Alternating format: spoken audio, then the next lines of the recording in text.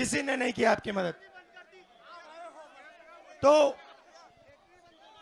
तो भारत जोड़ो का मतलब नफरत मिटाओ, नफरत के बाजार में मोहब्बत की दुकान खोलो। और ये काफी आसान होता है, इतना मुश्किल नहीं होता। जैसे कभी कभी होता क्या है, जैसे मैं यात्रा में चल रहा होता हूं तो बीजेपी का कोई, जैसे आज बीजेपी के 3-4 झंडे लिए खड़े थे तो चिल्ला रहे थे वो। मैं गाड़ी से उतरा, मैंने जाके हाथ में लाया, मैंने उनसे कहा भैया कैसे हो, और वो चिल्लाना बंद कर गए, फिर मुस्कुराना बंद शुरू कर दिया, और फिर जब मैं जा रहा था मुझे ऐसे कर रहे थे। तो आसान होता है, इतना मुश्किल नहीं होता। और ये क्या होता है, जब कोई जीवन को नहीं, सुनो, जैसे ये है, भैया आपका नाम क्या है? ये गोकुल जी हैं, ठीक है, हाँ, गोकुल जी हैं ये। अब देखो इनका हाथ चला गया, अब इनको तो गुस्सा होना चाहिए, मेरा हाथ चला गया, मगर देखो ये मुस्कुरा रहे हैं, ये खुश है, देखो ये इसका खड़े चेहरा देखो, खुश है ये। तो मेरा कहना है, जो अपने जीवन का सामना नहीं कर सकता, जो डर जाता है, वो ही उसी के अंदर नफरत पैदा होती है। वो दूसरों को देखता है, गुस्सा होता है, मगर जो जीवन का सामना कर सकता है, जो डरता नहीं है, उसके दिल में नफरत गुस्सा आ ही नहीं सकता, क्योंकि वह जानता है चाहे कुछ भी हो जाए, मैं अंत में जो मुझे करना है मैं कर सकता हूं, मेरे अंदर क्षमता है, मेरे अंदर काबिलियत है, तो उसको डर ही नहीं लगता। तो यात्रा हमने की कन्याकुमारी से कश्मीर। अब अजीब सी बात आपको बताएं, 4000 किलोमीटर हम चले, 30 किलोमीटर 25-30 किलोमीटर रोज चलते थे। शाम को हमें पता नहीं लगता था, थकान नहीं आती थी, और हर रोज मैं अपने आप से पूछता था ये हो क्या रहा है, 30 किलोमीटर चल लिया, जितनी शक्ति सुबह थी उतनी शक्ति शाम को है। और फिर मुझे बात समझ आई, ये हिंदुस्तान की जनता का प्यार है, उनका मोहब्बत है, उनकी मोहब्बत है कि ये मेरी मदद कर रहे हैं, ये देख रहे हैं कि एक व्यक्ति हिंदुस्तान के लिए लड़ रहा है, जोड़ने के लिए लड़ रहा है, तो ये बिना कुछ कहे मेरी मदद कर रहे हैं। और जब ये मुझे मोहब्बत दे रहे हैं, अपनी शक्ति दे रहे हैं, मुझ में थकान ही नहीं आ रही। अब दूसरी यात्रा क्यों शुरू की, क्योंकि लोगों ने हमें कहा देखिए आप कन्याकुमारी से कश्मीर चल दिए, मगर आप आसाम नहीं गए, आप बंगाल नहीं गए, उड़ीसा नहीं गए, नॉर्थ ईस्ट में नहीं गए, गुजरात नहीं गए। तो ये यात्रा जो है इसको इन प्रदेशों में भी जाना चाहिए, इसलिए हमने दूसरी यात्रा शुरू की और मणिपुर से शुरू की, और आज मैं यहां आपके सामने हाजिर हुआ हूं। उसमें हमने एक नया, अब आप पूछोगे भैया न्याय शब्द क्यों जोड़ा, मैं आपको बताता हूं।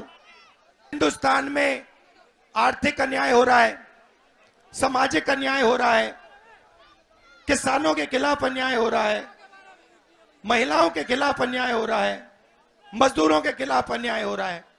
सारा का सारा धन 2-3 बड़े उद्योगपतियों को दिया जा रहा है। आप जहां भी देखो आपको अदानी अदानी अदानी अदानी नाम दिखाई देगा। हिमाचल के सेब अदानी, हथियार अदानी, एयरपोर्ट अदानी, रेलवे अदानी। तो जहां भी देखो आपको वही 2-3 बड़े नाम दिखेंगे, वही बड़े 2-3 नाम दिखाई देंगे।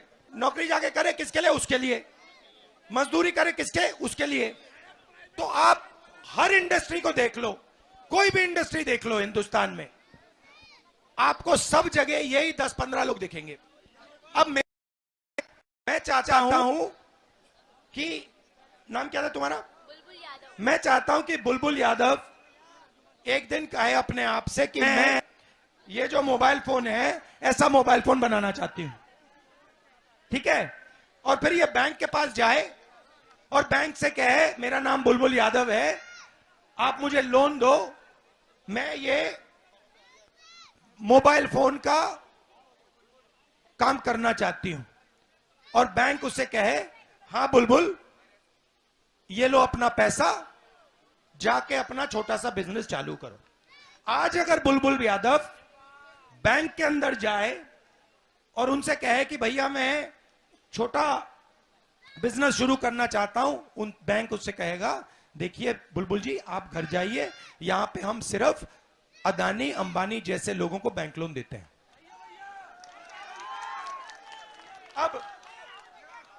अब एक और सवाल, मनरेगा को चलाने में कितने रुपए लगते हैं साल के? हाँ, नहीं, मैं टेस्ट ले रहा हूं आपका। आप भाई और बहनों, आपका पैसा है, ये जो पूरा खर्च हो रहा है मनरेगा में, डिफेंस में, इनकी शिक्षा में, स्वास्थ्य में, ये आपका है। अब मैं आपसे सवाल पूछ रहा हूं आपके पैसे के बारे में। मनरेगा में एक साल का पैसा कितना होता है? कितना? 65,000। ये किसका पैसा है? ये बुलबुल यादव और आप सबका पैसा है। तुम्हारा नाम क्या है? रिद्धिमा। पूरा नाम क्या है? रिद्धिमा सोलंकी। रिद्धिमा सोलंकी जी, आप भाषण देंगी आज? मुझे नहीं पता। अच्छा, कुछ तो कह दो। इनसे सवाल पूछो, इनसे सवाल पूछो, ठीक है? मैं बताता हूं। इनसे पूछो, नरेंद्र मोदी जी ने हिंदुस्तान के 20-25 सबसे अमीर लोगों का कितना कर्ज माफ किया है? ठीक है, पूछो जोर से। नरेंद्र मोदी ने मेरे को याद नहीं है। अब मैं बताता हूं, फिर से याद कराते हैं। नरेंद्र मोदी जी ने, घबराना नहीं है, ये तुम्हारे लोग हैं, ये तुम्हारे भाई हैं, ये तुम्हारे लोग हैं। तुम घर में बैठी हो, ठीक है? तुम घर में बैठी हो, अब तुम अपने भाई बहनों से, परिवार से बात कर रही हो, तो अब मैं आपसे पूछता हूं, अब आप पूछना, नरेंद्र मोदी जी ने हिंदुस्तान के सबसे बड़े अरबपतियों का कितना कर्ज माफ किया? नरेंद्र मोदी ने पूरी दुनिया में कितने? नहीं। अच्छा, मैं बोलूंगा, नरेंद्र मोदी जी ने हिंदुस्तान के सबसे बड़े अरबपतियों का, हिंदुस्तानी सबसे अरबपतियों का कितना कर्जा माफ किया? कितना कर्जा माफ किया?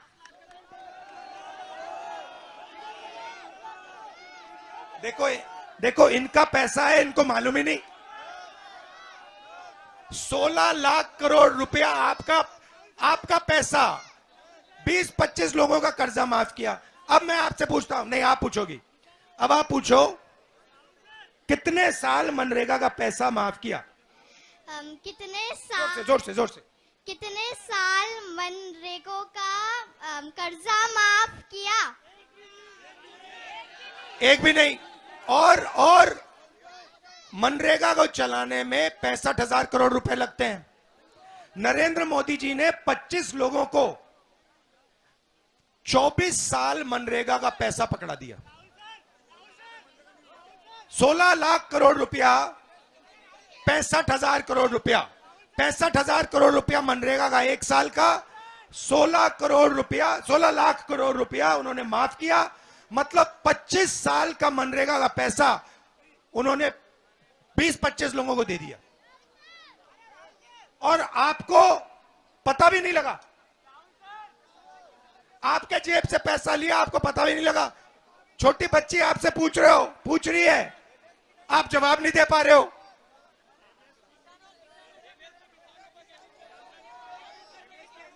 आ जाओ।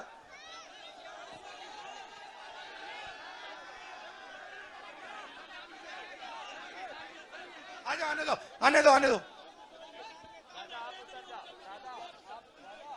दादा इनको आने दो, भैया इनको आने दो।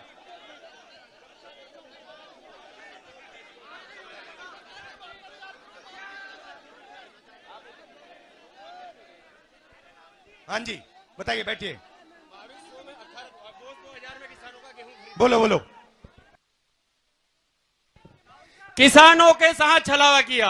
2700 रुपए क्विंटल गेहूं का बोला, 2200 से 2000 हमारे किसानों का गेहूं बिक रहा है।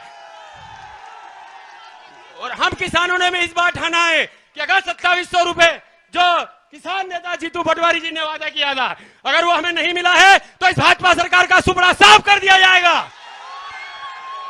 तो देखिए, हम यहाँ सिर्फ, धन्यवाद, हम यहाँ, आपका नाम क्या है? अशोक जाट। नमस्कार, अच्छा लगा आपसे मिलकर। हाँ, तो मैं सिर्फ ये कह रहा हूं कि जो हिंदुस्तान में, ठहर जाओ, अब तुम्हारी बारी आएगी। जो हिंदुस्तान में अन्याय हो रहा है वो आपके साथ हो रहा है। मैं सिर्फ ये चाहता हूं कि अगर बड़े बड़े उद्योगपतियों का काम हो तो फिर गरीबों का भी होना चाहिए, छोटे व्यापारियों का भी होना चाहिए, सबका होना चाहिए। अगर नरेंद्र मोदी अरबपतियों का कर्जा माफ करते हैं तो उन्होंने किसानों का कर्जा माफ करना चाहिए। बस यही कह रहा हूं मैं।